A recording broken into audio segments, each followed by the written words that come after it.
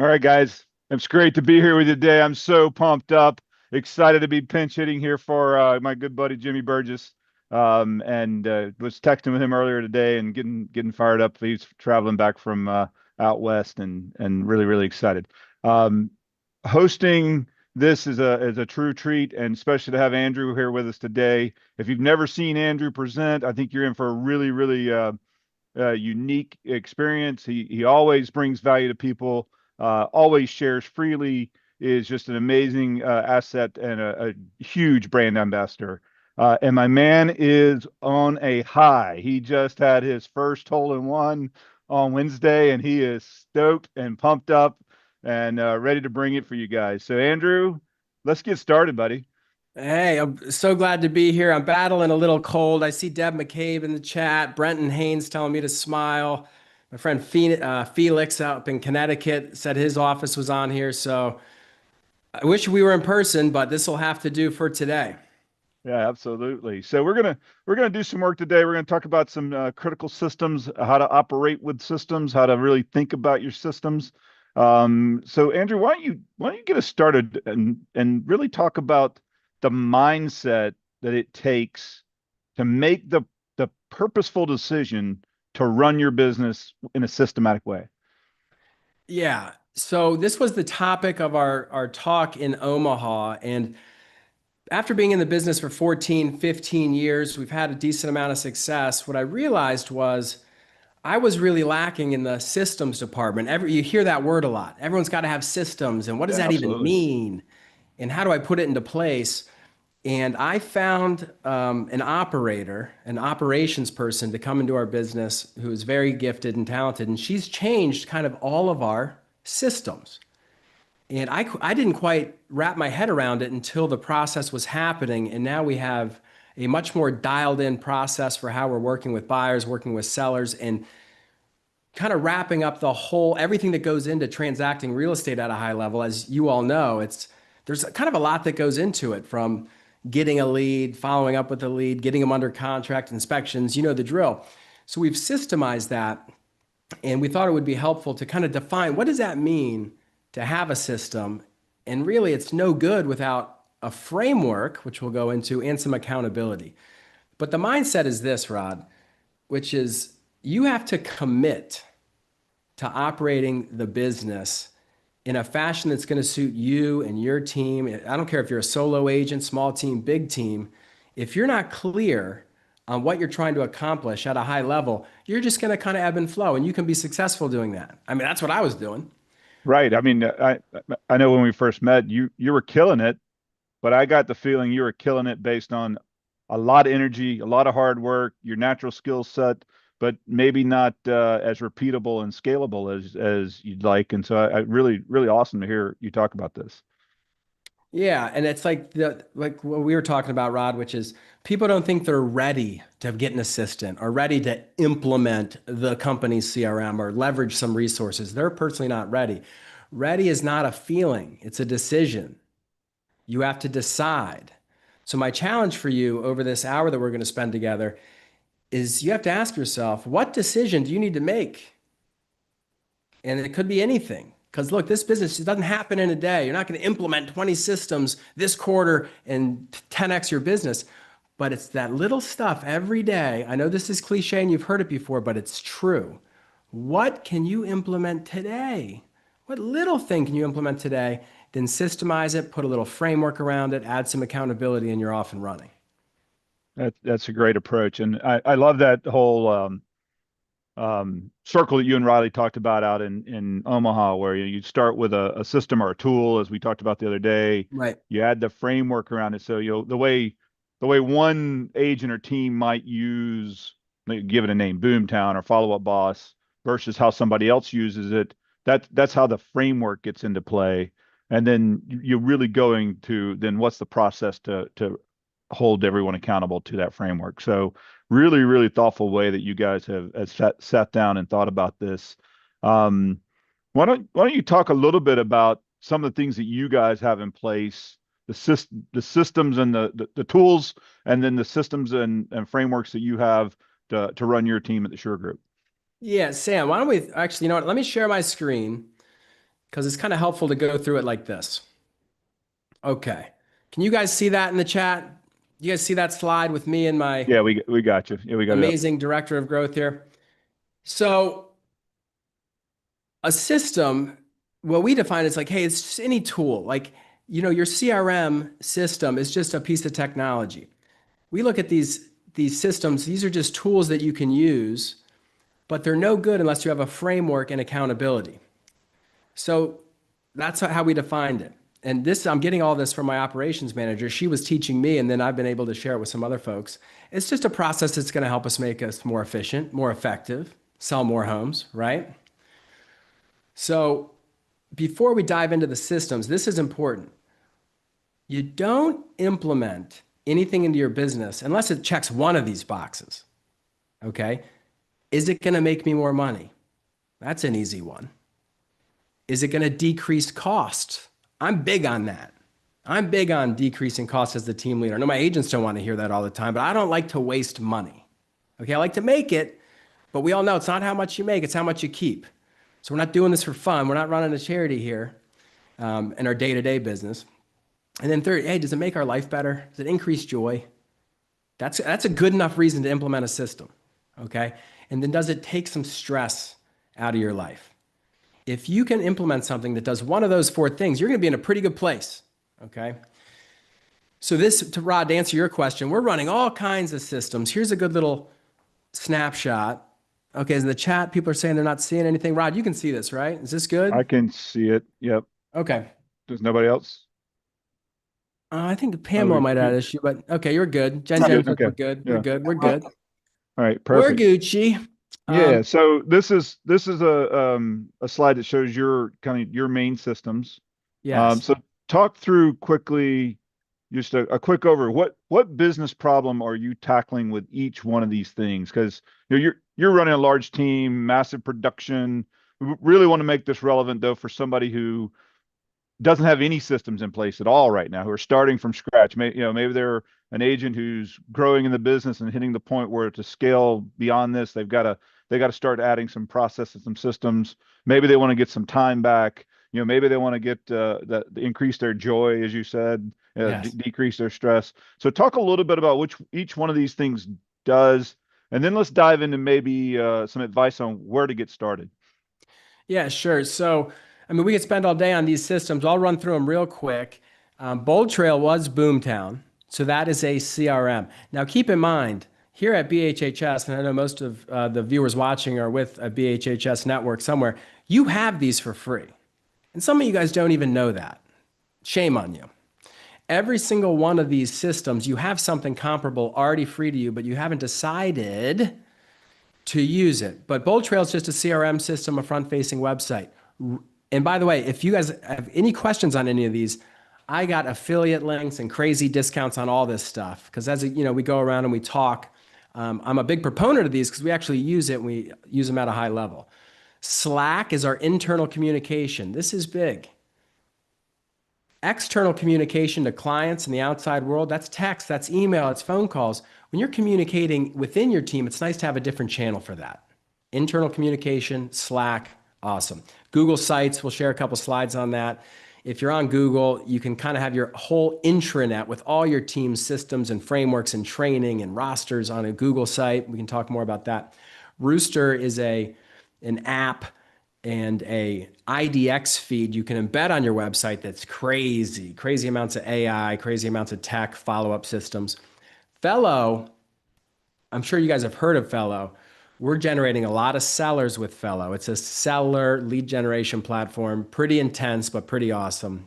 Trello we use, project management, Sisu tracks our data, and we use Follow Up Boss as another CRM because we have Zillow Flex for now. But as Alan Dalton would say, we're getting tariffed to death on that. So we'll see what happens with that. The key though, Rod, let me just jump into this. The framework, if you have a tool, but you don't have a framework around it, you have nothing.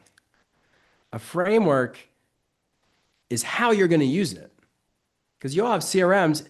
There's 1.6 million realtors and they have a bunch of different, everyone uses their CRM differently. Everyone uses these tools differently. How are you going to use it? How are you going to make it work for you in your market, with your client base, with your team, whatever the setup is? You have to define that. No one can do that for you. That's for you. You have to build the frameworks to say, this is how we do it here. Okay? That's what a framework is. Now, should we jump into this? Because this is getting intense, Rob. Yeah, let's talk about what you just said there. I think you said something really important there, which is and it all goes back to this clarity on what you want to accomplish, right? So, Mhm. I used to get the question all the time, how much money should I spend on online, for Zillow leads or for Realtor.com leads? And I'm like, well, let's start with you're asking the wrong question. What are the processes and the systems you're going to use in order to follow up on those leads? Because if you don't have a system or a follow-up method, then there's no reason to spend any money on those leads. You're just wasting money. Um, and I'd say the same thing about CRMs. Which CRM should I use? Well, the one that you're going to use. I don't care if it's a shoebox with index cards. If you're regularly going through it and contacting your client base, I don't care what you're using as long as you're using something. It's more about the mentality and the thought process around systemizing your business. So I think your framework here that you're going to show, and this is on one system that Mhm. you're going to show and talk about, is really, really important, and really talk through how each step leads to the next. Like I think sometimes we're like meet, client, sell, house. Well, there's a lot that needs to go in between those two. So why don't you walk us through that, Andrew? I think it'll be really impactful. Yeah, I'm going to share one of the frameworks for how we use our CRM. And you guys can copy this. You'll have all the slides, and I'm happy to help. But Rod touched on something important, which is the mindset and the clarity around this. Because most people aim at nothing and hit it with amazing accuracy. They don't know what they're going after. They say, I want to sell more houses. Well, we understand that. What does that mean? And Rod eloquently put, what processes are you going to put in place that are going to be your guardrails to keep you from bashing in the walls too much to make that happen? So when you develop a framework, and it could be with anything, you have a framework on how you do your meeting. You have a framework on how you meet a buyer. And Jimmy and I have done that on YouTube. You can find that. That one went viral. I think it's got 100,000 views on YouTube. That's a framework for how we talk to a buyer. That's called the home buying system. You have to have a framework for how you work with a seller. And, I've been blessed to work closely with Alan Dalton and Mark Stark and a lot of these awesome people. You develop a home marketing system. Okay. So it bleeds into everything you do, but it's a great practice. So you have a concrete artifact, an artifact of success, which gives you enterprise value. If you want to have something that is scalable, duplicatable, that you can train to, that you can grow with, that maybe you create an asset you could sell one day. I know that's not on many people's radars, but you have to have these things. So that's my Mhm. challenge. What decision do you need to make? And I bet for most of you, it's to probably create some systems and frameworks for how you roll, how you do it. Okay. So I'm going to share my screen again. This is a system. I spent a lot of time on this, and it's helped us. We've already closed 115 million this year done in the bank, and Mhm. probably have another 30 to 40 pending. We're having a pretty good year. Market's tough here, as it is most places. Interest rates are high. Not a lot of buyers are pulling the trigger. But let me share this again. And that's 115 million, and your team's average sales price is what, 400, Yeah, right around 425? 400. Yeah, Yeah, so we're banging, yeah. Yeah, it's over not like you're 200 knocking out, units. it's not like you're knocking out 200, 2 million at a time here. You're getting pushing some units across the platform. So, um, Yeah, it's and this is very critical. So this looks like a lot, but every word on here is on purpose. So, and this is how we handle incoming opportunities. Some people call them leads, right? But no one's ever woke up in the morning and said, hey, I want to be treated like a real estate lead today. When you get an opportunity, I don't care if it's a referral, if it's from Zillow, it's from whatever, okay? Open house. This is a framework for how you should be interacting with your opportunities, okay? Top, middle, 12 o'clock, okay? The first thing we track is, have we attempted to reach out to these people? Seems basic, people don't do it. And then you can really track, how long did it take you to reach out to them? What methodology did you use? Did you text? Did you email? Did you call? Did you use a video email? We're not going to go into all the tactics, but again, this is just a framework. Have we attempted contact? What is the goal of attempting contact? It sounds so easy, but people miss it. And if you don't define it, something could slip. It's to establish two-way communication. All conversion happens in conversation. So we want to get two-way conversation going. So as soon as we attempt contact and we have someone in two-way conversation, we move them to that bucket inside the CRM, inside the system. Boom. Hey, I'm talking to this person. The only goal of having two-way interaction, gather some intel, see if you can serve them at a high level. You want to set an appointment. This business is about setting appointments. Period. End of story. Your job, and not to go on a diatribe here, most agents don't know what their job is, Rod. Your job is to sell the houses, right? Yeah, we've talked about that before, right? Like it's really critical to know what you're trying to accomplish. Otherwise, you'll hit what you're not aiming for with amazing. I love that line. So yeah, go through this. This is a really big one. Yeah, it's your job really as an outdoor cat, as a 1099 salesperson, is to acquire clients. You're in the client acquisition business. That's the way I look at it. This is how you do it. Hey, Riley's on here. Hey, she just said follow-up, boss. Beautiful. Everyone, you should be following Riley. Riley, type in your Instagram. She's the person who designed all this. She's more qualified than me. Riley Kratzer, look her up, Google her. If you're nice enough to her, she might come out and help you and your team. Now, two-way communication. Our job is to set an appointment. When you set an appointment, your job is to go on that appointment. Let me stop right here. When you track this at a high level and you know where all these people are in these first four buckets, you can train so effectively with data so you can help your agents or whoever's working these leads see where their missing is. Hey, you're making a lot of attempted contacts and you have some two-way communication, but you're not setting appointments. Oh, let's work on that. Hey, you're setting these appointments, but you're not going on them. They're canceling on you. Oh, let's talk about how you're setting them and how we get that better. Now, when you meet an appointment, that's critical. That's red zone. That's where you have to take these people down. You have to, go ahead, Rod. Yeah, I just wanted to comment on that for a second. So if Andrew often talks about team because that's his paradigm. That's where he works. If you're a solo agent, you should still be tracking these things for your own individual business. And where you see like, wow, I set a lot of appointments, but I get a lot of two-way communication, but I don't get appointments. Find the coach, the accountability partner, the person who can help you, whether that's your broker, your office leader, an outside coaching company. Appear in your office, a mastermind group, something to work through so that you can bring in and say, hey, I'm having difficulty with this issue. I need help with it. On Andrew's team, that's going to be Andrew, and Riley's giving him the data, and he's working with the individual to help them get better. But if you're an individual, make sure you're finding that source of accountability and of follow through, and track your own data because data doesn't lie. Let you get back to it there, Andrew. No, it's a great point because it doesn't matter if you're a team, an agent. This is an individual game. I don't care if you're on a team. I don't care if your brokerage is huge, it's small. It's about you. Are you going to do this? Because no one's going to update your CRM with accuracy but you. How could they? So it's an individual game. And look, I'm in real life. Here's a piece of paper. Here's like the 8 people that I talked to this week. These are sellers. I got to get them into this. That's what I'm going to do after this. I'm going to make sure my stuff's tight and it's right. So we have accurate information. So when I wake up tomorrow, look, I got 3 kids. I'm running around. I need to know what I'm supposed to be focused on.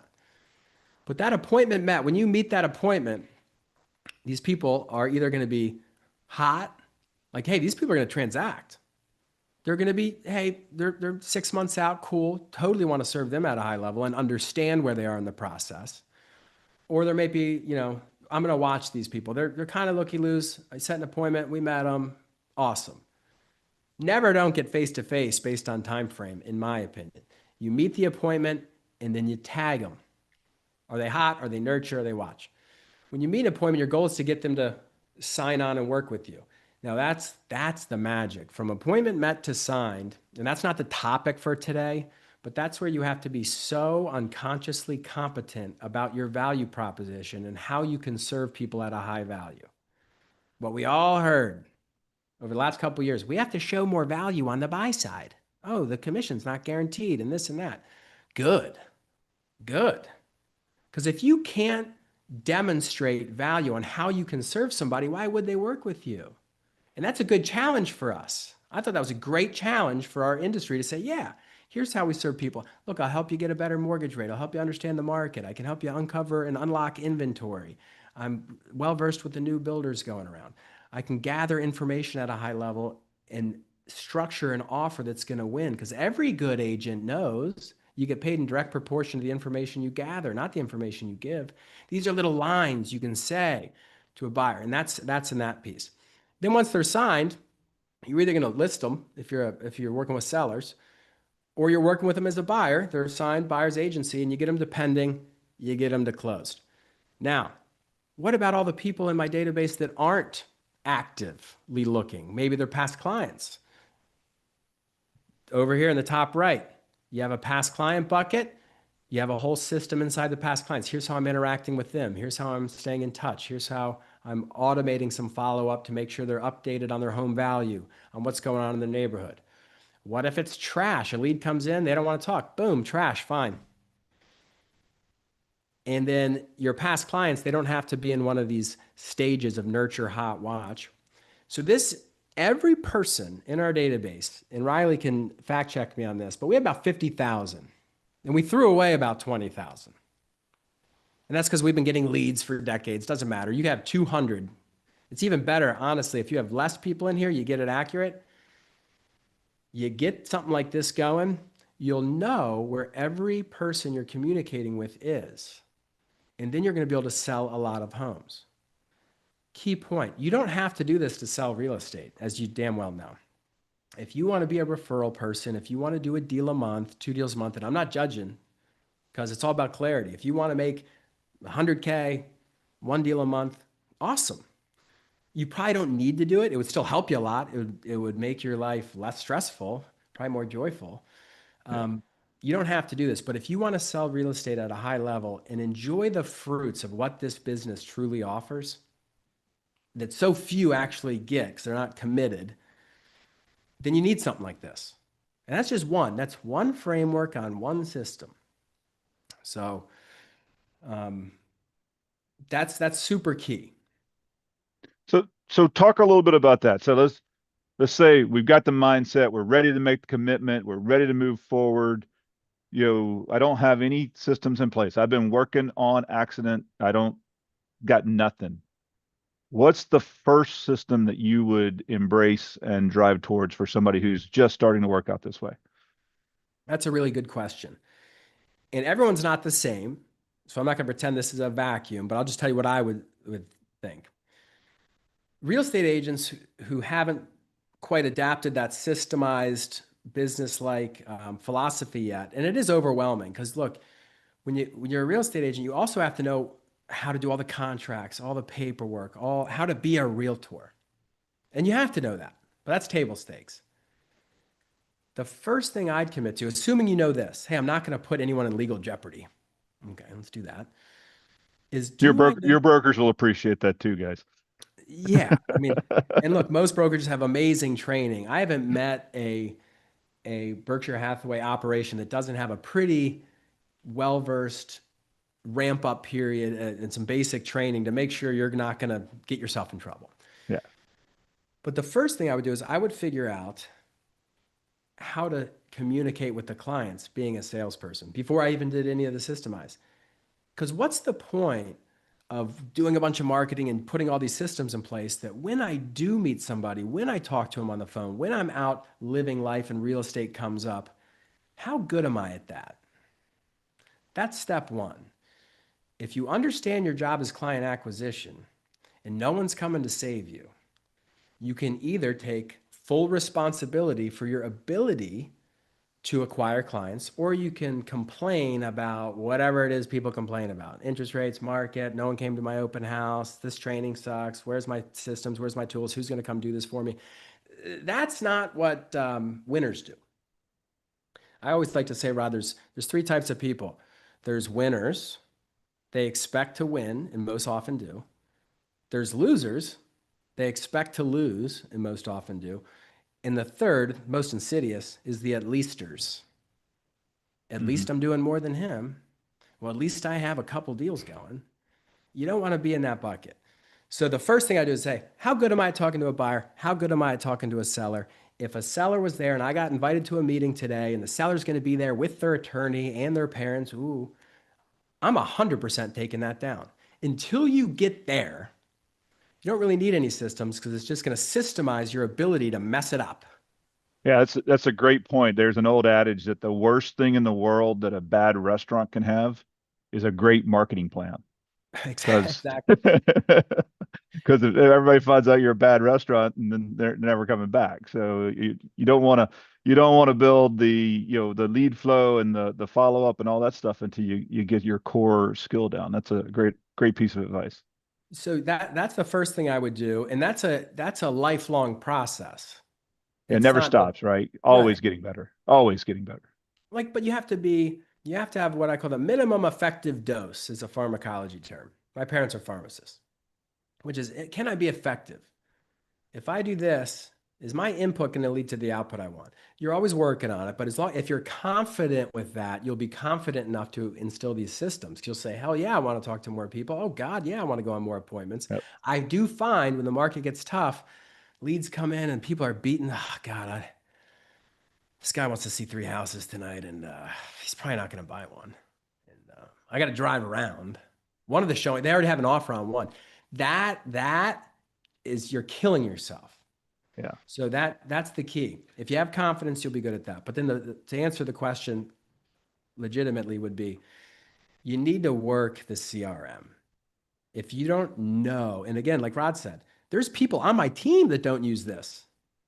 This is, if you're going to take our leads and all the money and stuff we put into this, yeah, we expect you to do this. But there's a lot of people selling. I'm thinking of Matt on our teams, my partner. He does 30 million a year. He doesn't really need to do a CRM too much because he's got his own little framework that works for him. Good. So you got to find out what works for you. But number one, Rod, is if you don't know where your network is, where your database is, where your sphere of influence is, where your open house leads are, where everybody is in the process, you don't know what to do every day. And that's a Yeah. scary place to be. Yeah. Well said. Well said. So tracking that figuring out a system to track where the people who already know and love you is where you'd start. It sounds like, and really working on that sales skill for the dialogues and the conversations and the knowledge that's going to drive the actual conversations on the home buying and home listing systems that you talk about. And absolutely would encourage everybody to get out and watch those YouTubes that I think. Yeah, I think you said it earlier. Like one of them has like 100,000 views. It's just amazing that you and Jimmy did together. So, Yeah, great hey, stuff. Rod, the LA Times called me when that went out. LA Times, and they tried to get me. What do you mean you won't do it for under 2.5? Or All right. they Yeah. did the whole gotcha Yeah. thing. So I was Trying to careful. gotcha thing. Yeah. Yeah. I've been PR Yeah. trained, Yeah. I know how to handle that. But hey, Yeah. Sam, maybe throw up that 3 slide one, the 3 major systems slide. I don't have it queued up, but throw that up because that puts a bow on this section of the presentation, and it would be helpful because not that one. That's going to be for last. We have a big bonus gift for everybody on this today that you're going to love. I I think think it it's says, that presentation, Sam. It's just not that slide. I think it was oh, maybe you had it in that slide. Maybe it was a different slide, but I wanted to see the books. It's like those slides with the home books. buying, home selling system. Yeah. Yeah. So There you go. these are the 3 things you need to do. We'll put a bow on this. Let's stay there. If you don't have a systemized approach for how you work with a seller, which would be one of these, how you present to a seller, if you don't have a nice hardbound book where you know what to say on every page, you know how to set the frame, whoever sets the frame wins the game. how you frame the conversation, how you show, flow, demo the value, and how you transition to your next point, you might be leaving some fat on the table when you're working with sellers. You have to be so, like Rod, I'm big on converting in the red zone, Yeah, right? we talk about it all the time, right? You get to the 5 yard line, you want to score. You can't leave that, can't fumble it on the 5 yard line. Right. And as a Navy guy, Rod's a naval officer, if you don't know, I always like to say, I'm a Navy SEAL sniper. We go out by ourselves, no spotter required, and I have the target, and I'm going to blow a hole through them center mass. Okay. Next slide. Got to have the same thing for a buyer. And again, Jimmy and I have done these YouTubes where I kind of break down each little point. Again, watch them. Um, and So that's it for those. I just wanted to show you the books because that is cool. Like, don't you think you might be more confident if you came in with something where you're like, boom, hey, every buyer, you can go through this in 5 minutes. It could take 30 minutes, but you're going to showcase your value. That's the system that leads to dollars deposited in the bank. So you can exit those slides. That's a great way to wrap up that particular piece. So we talked about, tools or systems. We talked about having your framework, making sure that you go through it. Let's talk a little bit about the accountability piece of this, because I know in a team environment, you have a lot of accountability. So talk about accountability. Uh, I've heard you joke that you hate accountability, but it's required. So talk a little bit about it. Accountability has been something I've avoided my entire life, and I still do. And I don't like to be held accountable. But if you are trying to accomplish the goals you write down, if you do that, which you should, it is nice to have some form of accountability. What I've found is I'm not the type of leader who likes to check in on people to make sure they're doing what they said they were going to do. That saps my energy. So I don't do Yep. it. Yep. But what I found is if people get clarity on what it is they really want, which is a strategic exercise. And if I asked everyone on this chat, there's whatever 500-600 people on here, hey, what is it that you want for the remainder of the year out of your real estate business? They've not thought enough about that. They'll say, oh, I want to finish the year strong, or I want to get to 80 units. It's not clear enough. And if you take the time to really get clear and really know why you want this, accountability becomes much easier. People don't like to do that introspective work. It's not woo-woo. It's just, what do you want and what price are you willing to pay to get it? Like, are you sure you want that? When I go through these exercises, I write down these things I want and I go, oh, actually, I'm not willing to travel around the country to Right. get more followers. I thought I wanted that, but I don't because I wasn't willing to pay that price. Good. Now I'm clear. Now I can move on. But if you get clear on it, you won't need to be held accountable because you'll hold yourself accountable if and only if you really want it. Because accountability comes down to, it's just obvious. It's what you do. It's you prioritize. Most people are on autopilot. They don't have priorities. They're just going through purely reactive most of the time. And they do some deals, and that's fine. But your priorities are just what you do every day. And if you know what you want and you have a couple systems in place, you'll do it. And the best people on our team, we have a new guy, shout out to Brendan Jordan, probably not on the call. Green, 7 months ago. Met him. I said, you should come work with me. He's in. He's closed 22 deals, got 4 more pending. This guy didn't know what an MLS was in January, but he was committed and he was clear. And guess who I don't have to hold accountable? Him. Guess who uses that framework perfectly with every lead he gets? He knows exactly how many people are in two-way communication. He knows exactly how many appointments he's setting. He knows exactly how many appointments he's meeting. And we all understand, yeah, that would be cool to track. It's not hard if you commit to it. Say, I want to be the type of person who knows where my business is coming from. So accountability, Rod, is if you find accountable people, you don't have to hold them accountable. Now, if you're one of these people who constantly needs prodding and attaboys, and it's okay, and let's keep working on it, that's a type of person who needs to look in the mirror and just say, hey, I know I'm not showing up. I'm asking other people to do things for me and hold me accountable, but I'm not showing up for myself. And personally, as I've gotten older, I guess I sound grumpy right now, but I don't have time for that. Yeah, I'll do it with my kids, but I don't need to do it with adults because it's just mind numbing. So that's my 2 cents on accountability. So when you talk about accountability in your three-prong thing, you're really talking about personal accountability, being accountable to the process and the systems and things along those lines. Um, I would say to folks, if you know that you need somebody to help you be accountable, reach out and find that person and give them permission to be your accountability partner.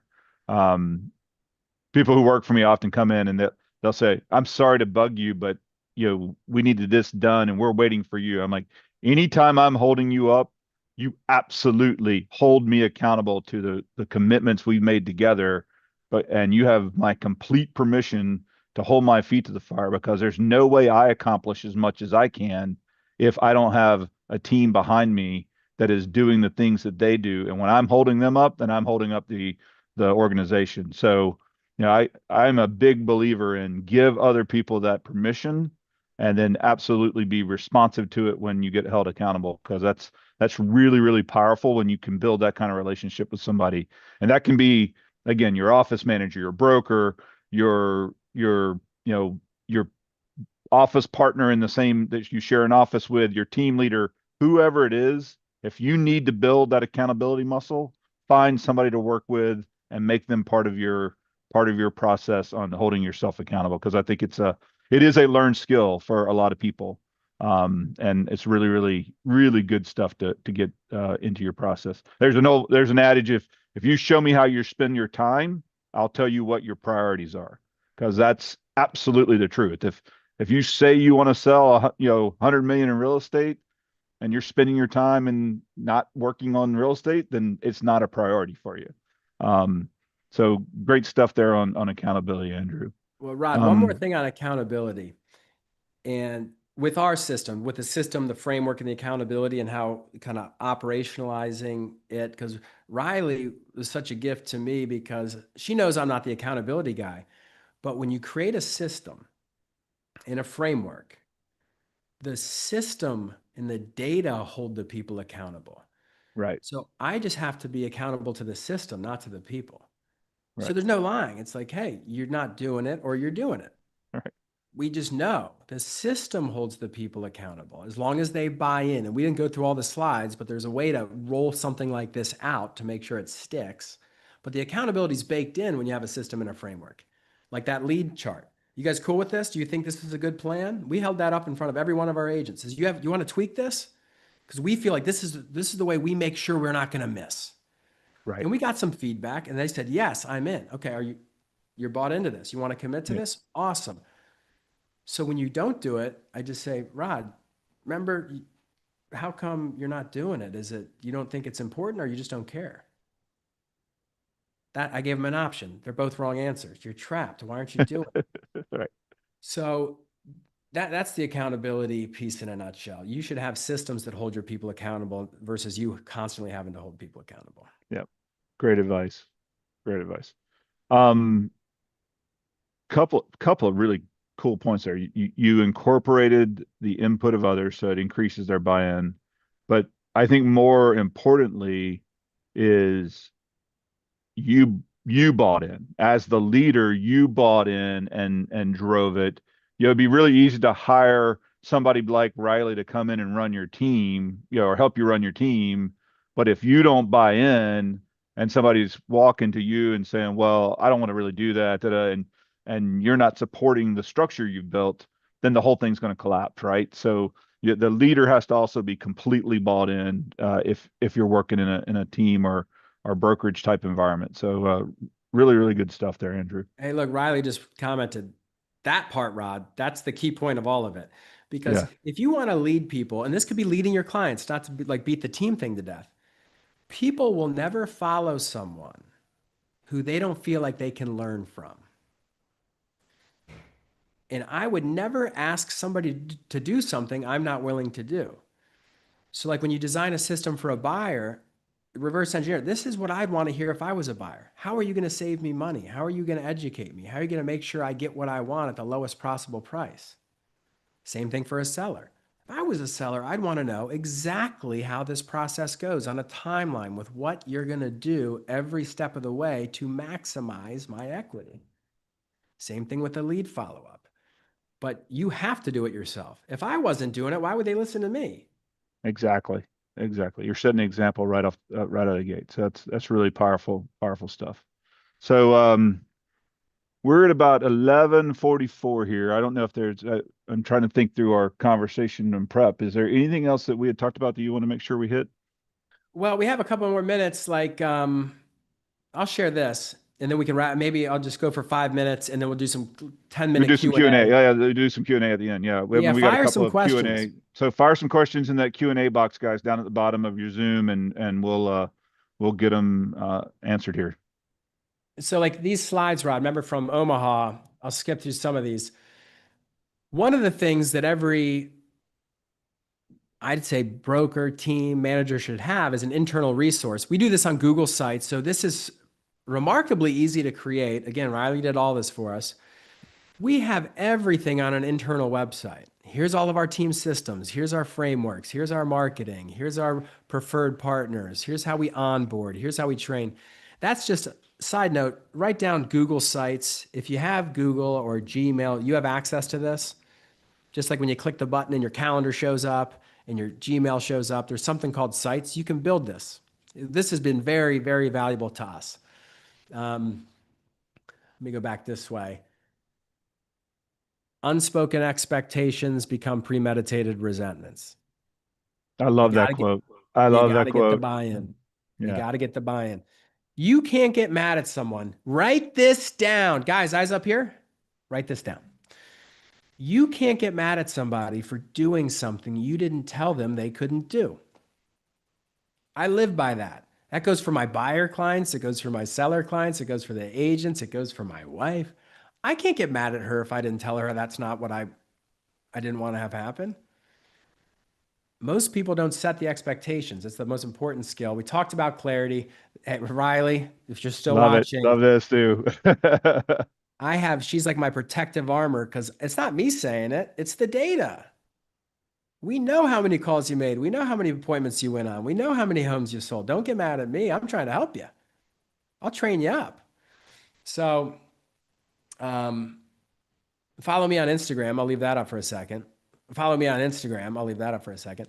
But Rod, and then before we do the Q&A, Sam, throw up this BAMX thing because we're just here to provide value. Everyone at Berkshire Hathaway has been so good to me. Rod's been great for the network for a long before I've been here.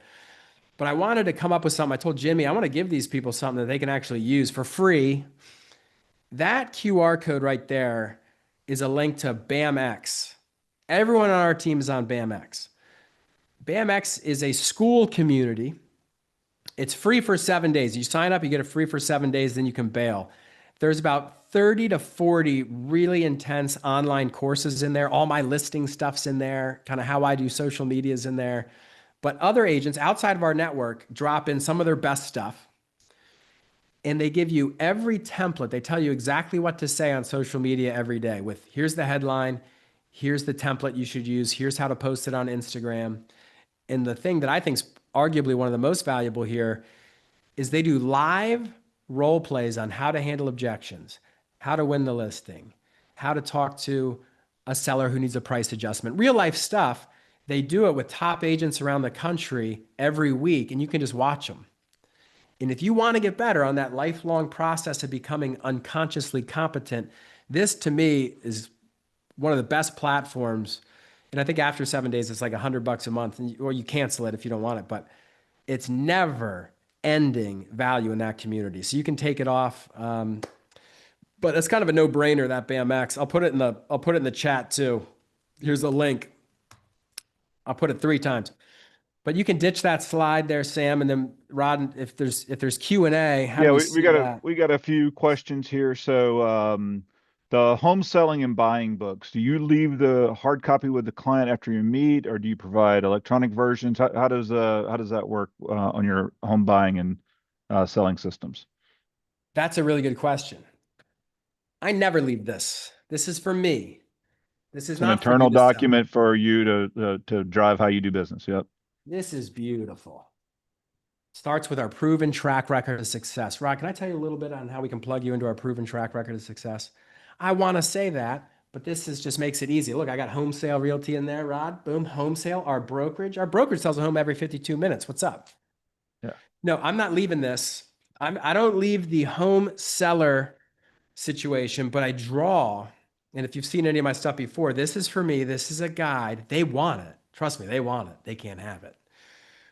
But I draw out the process for them. I do leave them this kind of beautiful timeline that goes over everything that's unique to them, their time frame, their pricing, their marketing strategy. But the book's nice because I take it because I don't want every other agent who's coming in after me to take it. And then the buyer one we do give out. The buyer one Okay. we don't make those hardbound, but they're still really nice. But we give those to every buyer with a folder with maybe the houses they're going to see, and that's it's more of a guide of all the value we can provide on top of. Yeah, of course we can show you the houses, write the contract, get you a good deal. But there's a lot more to that, as we all know, and we want to make sure we define that and articulate and contextualize the value we bring to the relationship. So you're not like everybody else because everyone's mom's cousin can help you. She said she'd Yeah. give me a point back. Yeah. You could do that, but if you want a superior outcome, this is a system we use to drive superior outcomes. Yeah. I'll share with you guys that as soon as the settlement was announced, I got two phone calls immediately. One of them was Andrew, and he was licking his chops at how he was going to be able to demonstrate more value for his buyers. And then the other one was our top team leader in Pennsylvania, same exact thing. And that was Andrew knows Craig. Craig called me immediately and was like, I don't, you guys were literally within 10 minutes of each other calling me to talk about it. And it was just an absolute, great attitude about, hey, there's change coming and I'm going to figure out how to win. So that was awesome. Next question. Any advice on obtaining new seller leads and listings? Well, that's the million dollar question. Well, we have, look, if you don't have someone helping you operationalize things, we call Riley our director of growth because she instills systems and operations that help us grow. We've been pretty successful with Fellow. And it's hard to go into the details of that. But if your CRM's right and you have everyone's name, email, address, and you're putting out some sort of content, like Rod, the old joke on our team is, hey, look, you don't have to do social media. You don't have to post. But if you don't, and you're not saying smart things, not like, I'm a realtor, use me. But if you're saying really well thought out, articulate things like this on video, hey, Rod, you know what I've realized? You know what every homeowner in Lancaster has in common? Every homeowner in Lancaster, it's not the sports teams, it's not the political affiliation, it's not where their kids go to school. But every homeowner in Lancaster has one thing in common. They all want their property value to go up. That's what we do. We help maximize sellers' equity. So that's a little nice way to trap to say, oh, if I'm thinking about selling my house, this is the guy who's going to make the property value go up. So A, you got to be putting out content all the time that's not generic like everyone else. And then B is you have to have a nice little trap so when they inquire, hopefully they jump right to two-way communication. Isn't that nice? That's what's beautiful about social media. But you drive traffic to something like Fellow, which turns into this seller nurture period. But hey, if I find out how to get like unlimited listings, I'll let you know. Or you can just come work for me. But I don't think anyone's going to figure it out perfect. Great. Kind of hit on this, but go back over it. What are the first three tools that you would recommend for a solo agent to implement if he or she doesn't have a current system at all? No system, solo agent. The first thing I would do is I'd find the person selling the most real estate in my office, in my brokerage, and I'd come to them hat in hand. And you'd have to sell them on the reason why they should interact with you. And you have to provide value to that top agent because you will learn more. You will get a real world MBA if you're just a fly on the wall near someone who's in a fast moving stream 10 houses on the market. They got 3 buyers going on over here. That's a stream that's moving because every time you get listings, you end up getting buyers. You get sign calls, you get leads coming in. So I'd want to find a mentor, for lack of a better word, but and I did this. This is how I got in, and Yeah. you find someone who you want to be like. You know, if they're a jerk, maybe you don't, and they sell all the real estate, maybe they don't jive with you, but there's plenty of people doing plenty of business who are more than happy to help. And every person I've ever asked for help in this business has helped me. Every one of them. But I don't go in there and say, will you help me? You say, hey, look, I'm a new agent. I'm super hungry. I'm capable. I'm a quick learner. Is there anything I can do to help you? I will work your open houses. I can call some of your old leads. I'd love to find a way to create some value for you because I'm just trying to learn how to operate like you, man. Yeah. And that's kind of what you got to do. But CRM, have a good buyer system, have a good seller system. Because that's the business we're in. You work with buyers, you work with sellers. If you don't know how to Yeah. do that, you're not going to be able to provide much value to anybody. Yeah. And I would echo on the CRM, like, really spend some time developing that CRM. Um, you know, your clients, your referral sources, your sphere, all those folks that know and love and trust you, start there. And then, they're going to give you a little more grace if your sales skills aren't 100% locked in yet, and give you an opportunity to develop those things a little better. But don't ever take them for granted. Like when you show up as a pro, whether it's somebody you've never met before or whether it's your best friend from high school that you've known for 40 years, show up as a pro because that person's in a place to refer you. And if you show up taking the relationship and the business for granted and not bringing your A game, that's the way they think they're going to show up with their buddies. So they're going to end up referring Andrew instead of you because they know he's showing up as a pro. So you'll always show up as a pro, regardless of what the relationship is. Yeah, new Um, agents, I wore a shirt and tie every day for 3 years. I didn't have any business. I didn't really quite know what I was doing, but I was going to make sure. And I looked young, right? My hair was brown back then. I said, look, I just want to at least be perceived as someone who's taking it serious. right, And most people don't do that. Yeah, and look, on our team too, people come in wearing shorts. They're looking like they came from the gym. What happens if $1 million lead comes in? You're not taking it.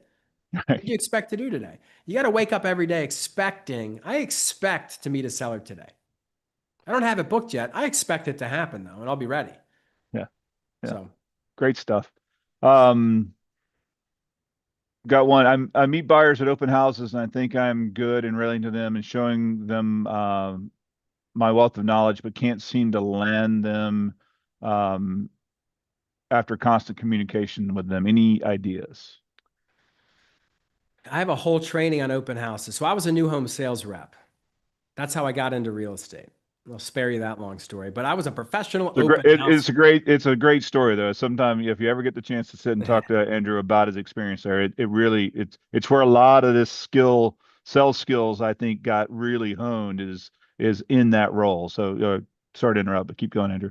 Yeah, no, because like open houses are the best. I still do them. I think they're the best form of lead generation of all time, and it's probably not close if you're good, if you have the right mindset, if you know what you're going to say, how you're going to say it, when you're going to say it, how you're going to follow up, and you have a little framework around how you're going to maximize the value of your opens versus showing up, no one came, and you leave.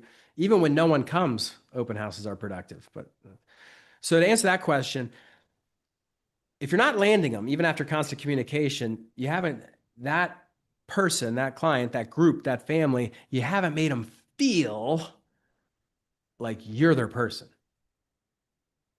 And there's a way to do that. And this is a whole nother, this is a different webinar. But every time I'm in an open house, I simply print out the whole market statistics. I think in our MLS is called result statistics, but every MLS you can highlight. So if I'm at a 400K townhome, right, pick your market, I'll take the result statistics of every house in that neighborhood, in that price. And if that's not enough data, in the zip code. So I want a good, here's everything between 4 and 500 in Canton that's similar to the house I'm in, open.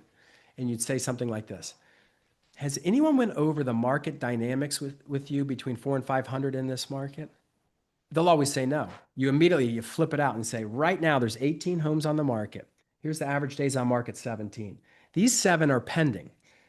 Average days to go under pending, also 21. Now, here's the last 6 months of sales between 4 and 500. This is important because this is what an appraiser is going to use to justify value. I know I'm confusing them. I don't care.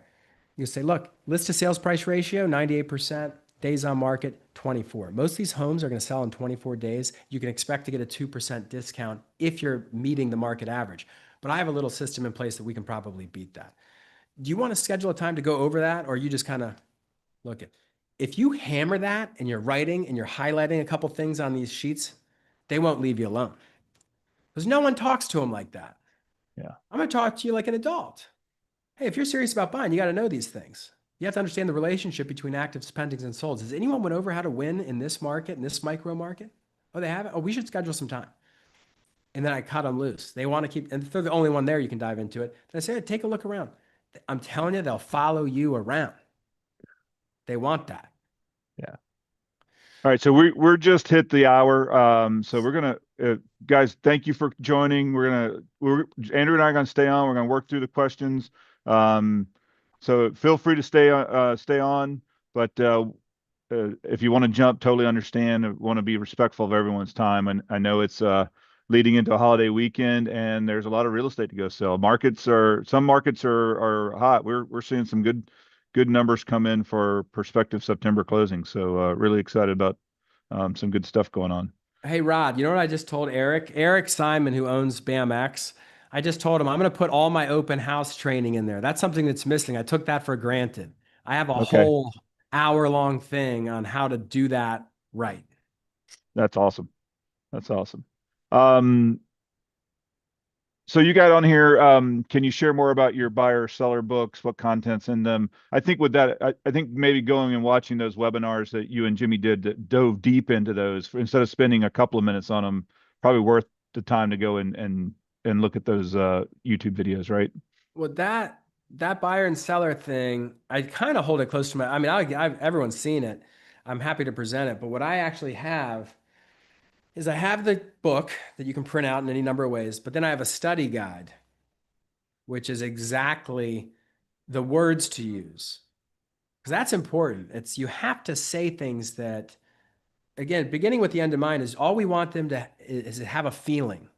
I don't need them to like me. You want them to like you. You want them to trust you, all that stuff. But the overarching thing when you're doing that home buying system, home marketing system is you need to make them feel like it would be stupid not to hire you. You need to make them feel like they're better off with you than their friend who's an agent. They're better off with you than the other agent they just met at an open house.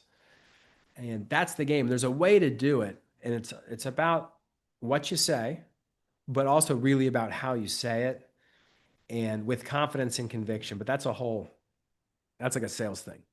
Yeah. Okay.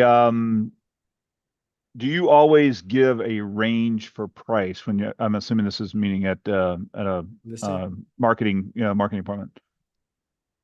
So I do never, ever give them a price when I'm at that appointment. I can give them a range. I can give them a gut. Here's what Zestimate says. They know kind of, within a 100K range, right? I don't give them a price, and here's why. And I tell them this.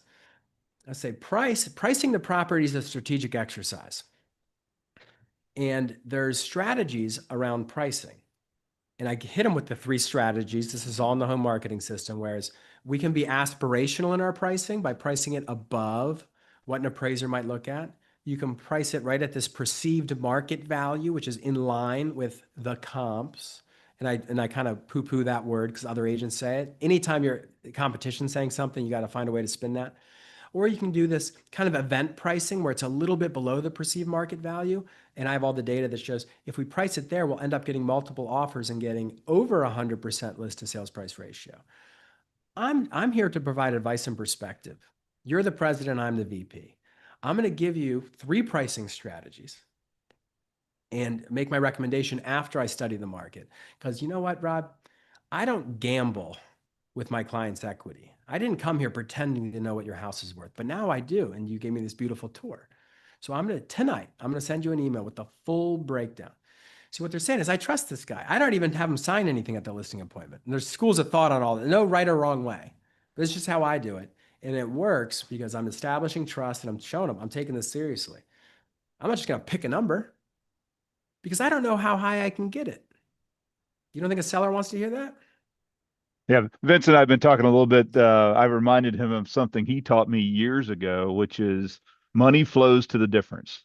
And what you're talking about, Andrew, is you're presenting in a different style with different information than anybody else that they happen to talk to, if they're dumb enough to talk to anybody else. And making them think about things differently and building that trust level versus here's my 82-page marketing presentation, and oh, by the way, here's 4 comps and what I think your home's worth. So really good breaking that down. That's really cool. So for buy and sell appointments, do you prefer having a hard copy of your presentations or slides or pros and cons of each method? So once you become unconsciously competent, so let me break that down. There's 4 quadrants, right? You're either unconsciously incompetent, means I don't even know what I don't know. And everyone Right. starts there. Yeah. Then you're essentially, let's skip ahead. You can be consciously competent. I know how to present this. But if you can get to the point where I don't even have to think about it. I know how to do this. Right. I'm unconscious. You throw me anywhere at any time, throw me the curveball, and you're unconsciously competent. If you can get to that point, I never bring a presentation. This is a crutch, in my opinion. So is the buyer book. It's a crutch. It makes you feel more confident, which you need that. Nothing wrong with it. It's a crutch. Crutch is there to help you. I want help. But if you get to the point where you don't need help, unconsciously competent, you do it all by hand. When you can sit down with a buyer or a seller and you start drawing something out for them, but you're hitting all your key points that are in the books and you're making it more relatable to them, because every person's different. They're going to ask you different questions. They have different scenarios. You don't get a presentation in a book that's good for everybody. It'll never happen. So you have to be able to customize and flow. This is all flow. It's a stream of consciousness flow, but if you can draw it, and I'm a big fan of this timeline, which is boom, here's the order at which things are going to happen. Psychological principle. People want to know what's going to happen before it happens. Who doesn't? If your job is to provide advice and perspective and actually lead them, you can guide them on a piece of paper and you show your value at every step. And I think the biggest miss, Rod, is agents slow down the process more often than the client. That if you don't know the next logical step that this person should hear from you or what action step you should kind of guide them towards, you stall the process. See, we're the problem. You're the problem. The buyers want to buy a house. This is not rocket surgery. The seller wants to sell their house, but we stop it. We stop it because we're not certain on the next step. And certainty is the key word there, Rod, because once you're extremely certain, and you've heard me say this 10 times now, certainty is the biggest gift because whoever is more certain in any interaction will influence the other person. Yep. 100%. And if you're extremely certain, you'll realize they don't even have to believe what you're saying, even though it's true. But say they don't believe you. They have to believe you believe what you're saying because they know you know the process better than them most of the time. Every once in a while, you get the person who's, Right. and that's the best thing is winning the person over who wants to fight you all the time. I love that. Yeah. I think this will probably go kind of in that same unconsciously competent, but do you have scripts that you could share or would be willing to share or anything or places you can send people? I think a lot of it's probably in the BAM thing you shared, right? Well, I'm trying to put my best stuff in that BAMX thing because they've helped me out a lot and I get a lot out of it myself. I've learned a lot of this from Sharon Srivatsa, who was the president of Real. Before that, he ran a company called Telus in California, which he sold to Douglas Elliman. He's kind of like a genius, almost like Alan Dalton. Those guys both were able to articulate things that you can kind of shackle the consumer with logic and reason, Mm-hmm. which is only half the battle. Because again, emotion, you got to feel it. So I think for the buyer and seller stuff, Jimmy Burgess's YouTube channel has it. He owns it. And I have 3 videos. Each of them are like 45 minutes where I draw it out by hand right there. And I go through every point. So the script's there. I'm sure you could download the transcript and it would be there. But if people want to work on this, like I got a, Rod, I was telling you, I have a wait list of like 30 people who are offering me, hey, I'm not a coach. I tried. I don't want to do it. I like to sell houses. But if someone wants to work on it via BMX, we have a little avenue where they can dive deeper if they want to. But you don't need it. You have to be an autodidact. I can't teach you anything. You're going to have to teach yourself. I can guide you. I can tell you what I do. But at the end of the day, it's going to be, you're going to commit, you're going to learn it your way. And your way will be better than my way because it's you doing it. And it's got to be authentic to you too, right? I mean, it's one of the big things, I've talked in leadership panels before and, had Vince or Mark Stark or myself, like talking. And I'm like, I can't be Mark. I can't be Vince. I just got to be the best Rod I can be. Exactly. And they've got to be the best Vince and the best Mark. And we all have to be authentic to who we are and not, trying to replicate somebody else. So I love the phrase autodidact. You got to teach yourself. You can be their guide, but you can't teach them. So really, really, really well said. You mentioned fellow. Remind me again. I don't remember what problem or what business solution that was. Fellow's awesome. Fellow is essentially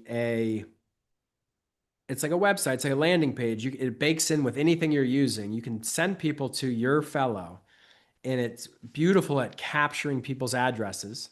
If you already have the address, it'll have enough, but it captures people's addresses and it puts together this beautiful summation of value from so many different sources. And then it kicks off an email campaign and it does all your funnel and follow up for you.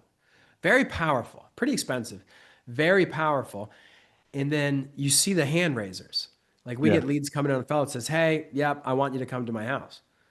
Well, that's so for an individual agent, what size database or business do you think you would need to be running to really that's what the question was would it work for an individual agent? So absolutely. If I was solo, I'd have it running, and then I'd have the QR codes to my fellow on all my mail, all my postcards, all my social media, and it's a tool to capture sellers.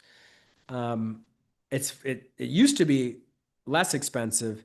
If Riley's still on here, we got to send out we have a fellow link where you can get the same price we got. But if you do have a database of even say 300, 200, it'll gently touch these people that just gives them this beautiful home value. It's like HomeBot, right? If you've heard of HomeBot, okay. It's kind of like that. Yeah. It's like HomeBot on steroids. And I use HomeBot too. If something works, I've always said, if someone shows me something that'll help me sell more houses, I'm in. Yeah. So Fellow's good. Yeah. Great. So, I think it might've just got shared in the chat. I'm not sure. Yeah. Starter is, 165 monthly. And Riley said she'll get the fellow link. So perfect. Great. We made it through, buddy. We got all the questions answered. Thank you so much for providing this value. I think it's just awesome. Hopefully you guys aren't too disappointed you didn't get my buddy Jimmy Burgess today. For one thing for certain is Andrew and I have better hair than my man Jimmy. So that's a certainty. Hey Rod, I forgot to do one thing. Can you take a picture? Can you take a picture of Rod and I and tag us on Instagram with one thing you've learned? Sharon taught me this. If you tag us on Instagram, you'll see more of our stuff in your feed. And all I do is try to post valuable stuff. So take a screenshot, tag me, tag Home Sale Realty, tag BHHS, tag Rod Messick, and we'd love to see it. And then we can start a two-way conversation with you guys. That'd be awesome. Social. Love that. Love that. Great idea, Andrew. Good stuff. All righty, guys. Sam, I think it's back to you in the studio. Thank you so much, guys, and show them some love in the chat. We really appreciate your time today. Jimmy's going to be ecstatic about how this went. You guys are outstanding professionals, but even better gentlemen. So thank you so much for all that you do. We'll see you next week, everybody. Thanks so much for joining us here. Be well now. All right, guys. Hey, be great. Nothing else pays. I'm out.